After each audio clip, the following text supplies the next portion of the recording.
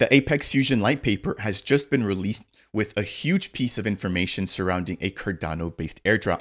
We're expecting about 90 million of the total 3 billion Apex tokens going back to the Cardano community as an onboarding process. As a part of today's video, not only do I want to highlight the upcoming airdrop and how you can potentially participate, but I also want to highlight everything else listed in their Litepaper.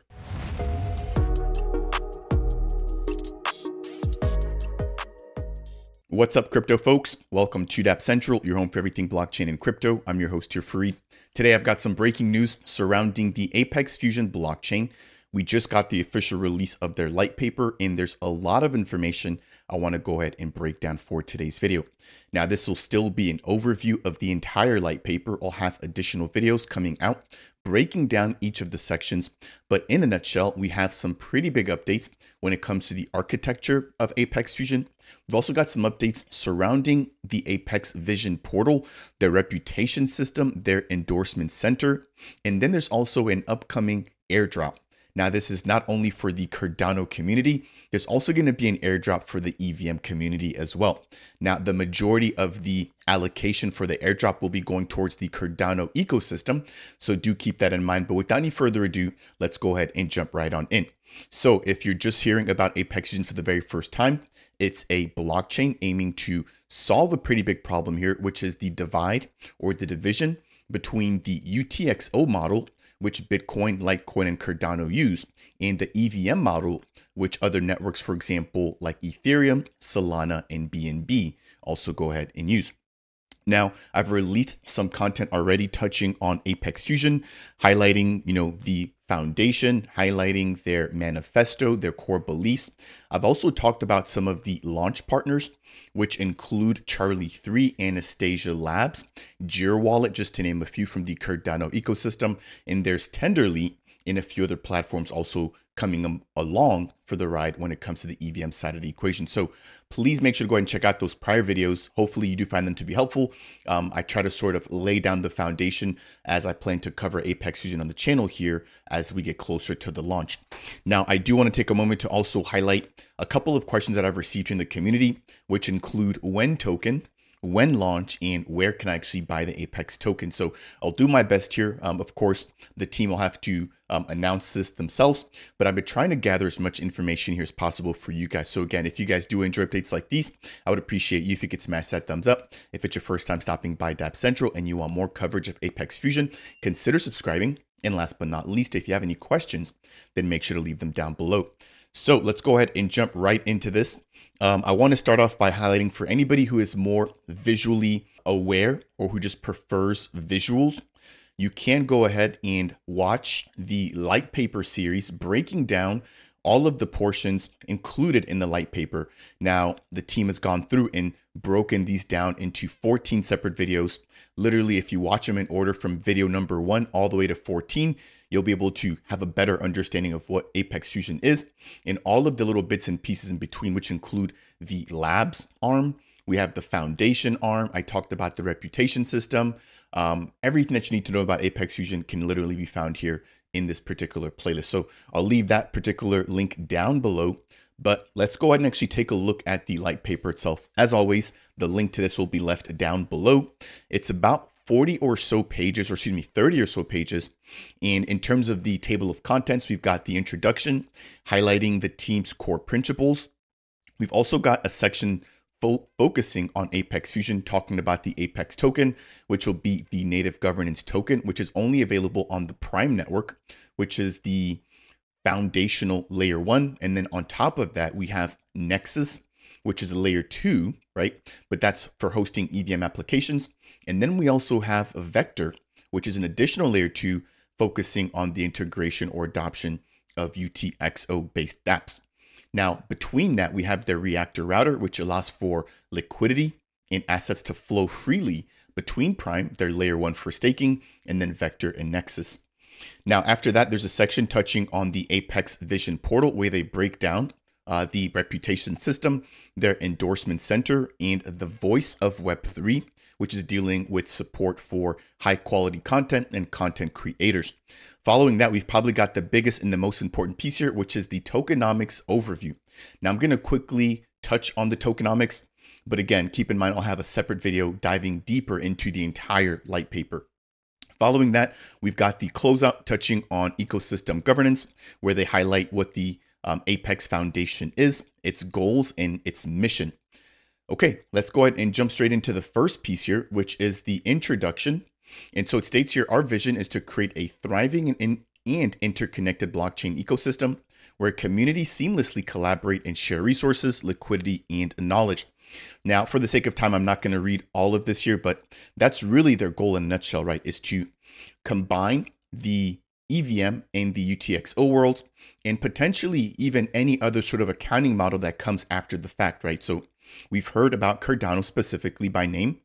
We've heard of Ethereum by name, and there's also been mentions of Cosmos or the Cosmos ecosystem. Now, Cosmos itself is essentially a mega bridge, right? Or hub of different protocols that can communicate or interoperate directly within the Cosmos universe.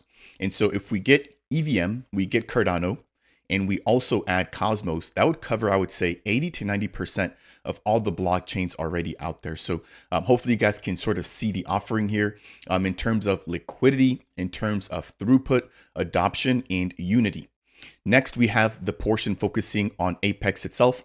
Again, check out my prior video where I've broken down the actual architecture, but as a quick recap, we have the Prime Network, which is based off of the Ouroboros proof of stake consensus protocol, which Cardano uses.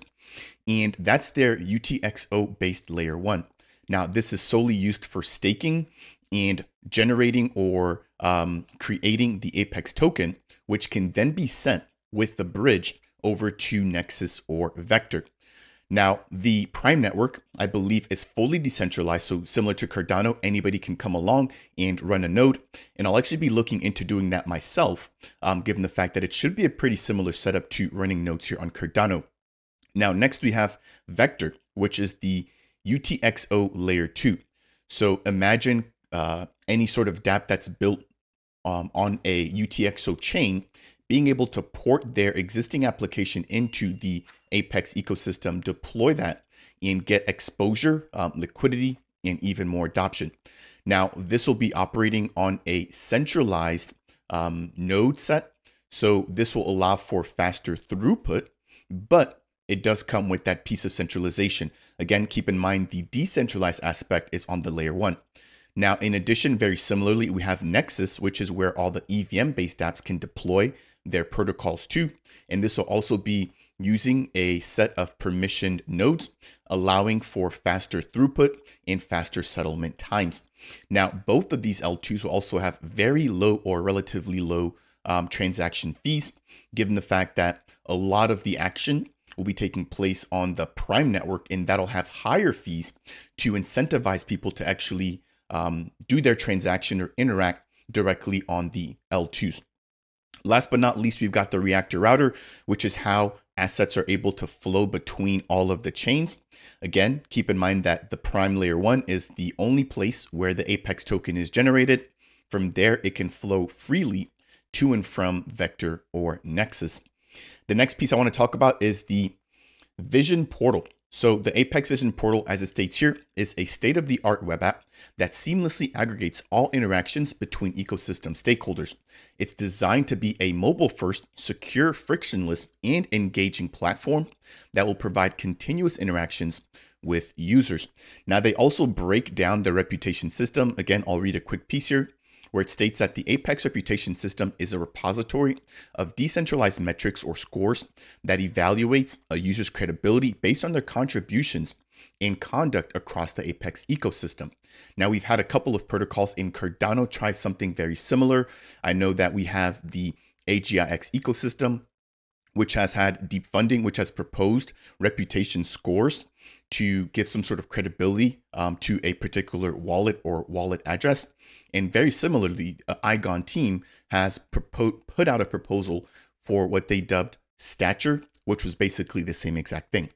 Now, scrolling down, they talk a little bit about what they use to calculate the scores for the reputation system, which include participation in governance, protocol contributions, token holdings, and whether or not you're staking, prior transaction history, your DIDs or decentralized identity, potential endorsements, conduct, and ecosystem alignments.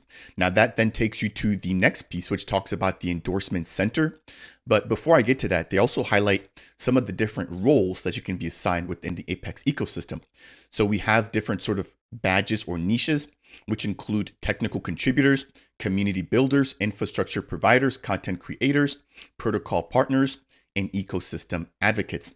Now they talk about the gamification of the platform, some of the countermeasures that are currently in place to make sure that that doesn't happen, and a lot more there as well.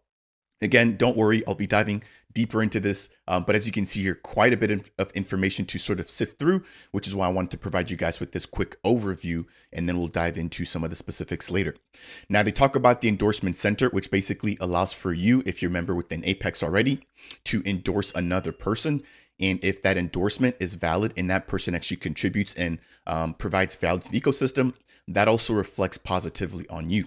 Similarly, or conversely, if you endorse somebody and they have a bad reputation or end up being a bad actor, that also potentially reflects on you.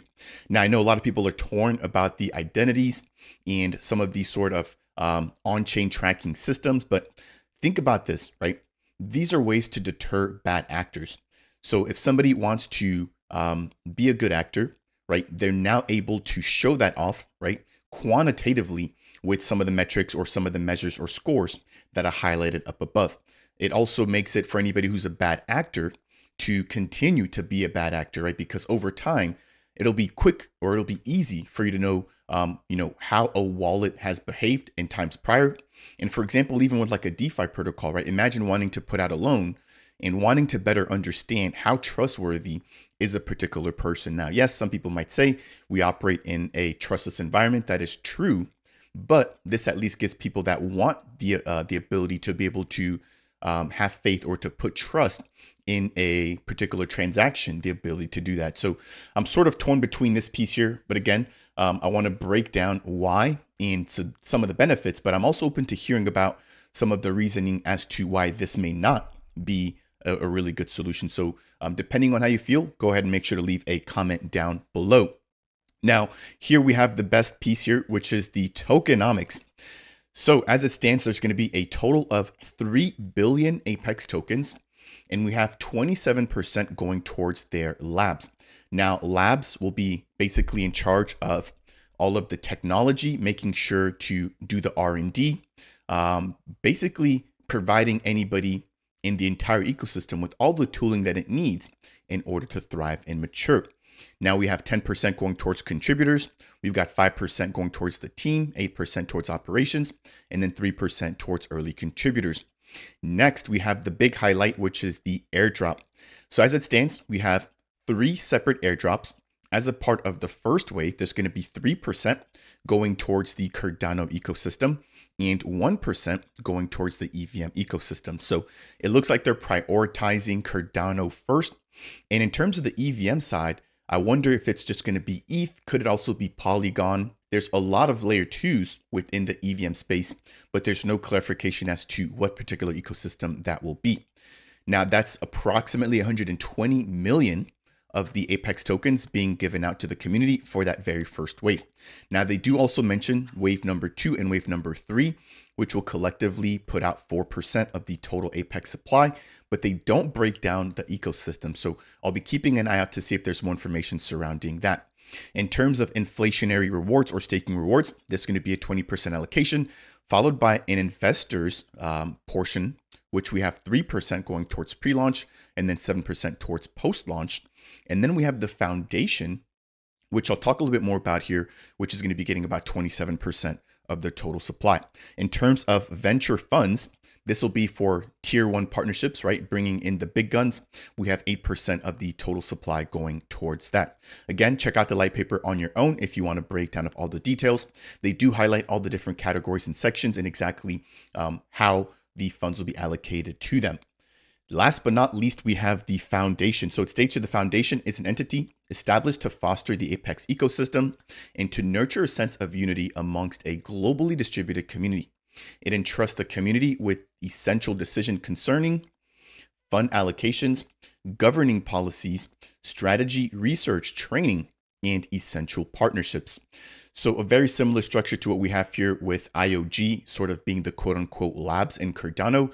And we have the Cardano Foundation, who's more of a strategic entity, right? Aiming to collaborate, onboard, and spread the knowledge about the Cardano ecosystem and all the builders inside of it. So the very last thing I want to highlight as a part of today's video is when. That's definitely the biggest question I've received here so far. And so in terms of when the platform will actually go live on the mainnet, it looks like they are still building. Obviously, they've announced some of the partners, but it looks like they're in the testnet phase. Now, this is complete speculation on my end, but I personally think that we should see the actual protocol or the blockchain launching anytime between the next 60 to 90 days. So somewhere around June to potentially August. Of course, within this Web3 space, things can change. But of course, as well, once we do have an official date, I'll make sure to go ahead and let you all know. Now, in terms of where to actually buy the Apex token, there's been no talks about that yet. Again, once that information is available, I'll make sure to release an updated video. But I would assume that it'll be supported on some pretty big centralized exchanges. But of course, if you don't want to go ahead and pick it up that way, there should be a way, especially with the airdrop, to connect a wallet if there is UTXO support and to claim those tokens from the airdrop directly in the Nexus blockchain. And then from there, you can go ahead and do whatever you want. Now, I would also think that with some of their launch partners that they'll be bringing along DEXs, which will allow for liquidity bootstrapping directly on the blockchain. And so that'll be a little bit more technical, right? But if you have the expertise or the know-how, you could also pick up the token that way.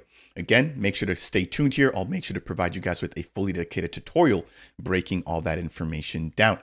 I think that'll be it for today's video. Really again, introduction to Apex, touching on their light paper that was just released, and hopefully giving you guys some value here, breaking it down in a couple of minutes. As always, if you do enjoy content like this, and if you just learn anything along the way, I would appreciate you if you could smash that thumbs up. If it's your first time stopping by and you want more content like this, breaking down Apex Fusion, consider subscribing. And last but not least, if you have any questions, then leave them down below. That said, and as always, I'll see you guys in the next video.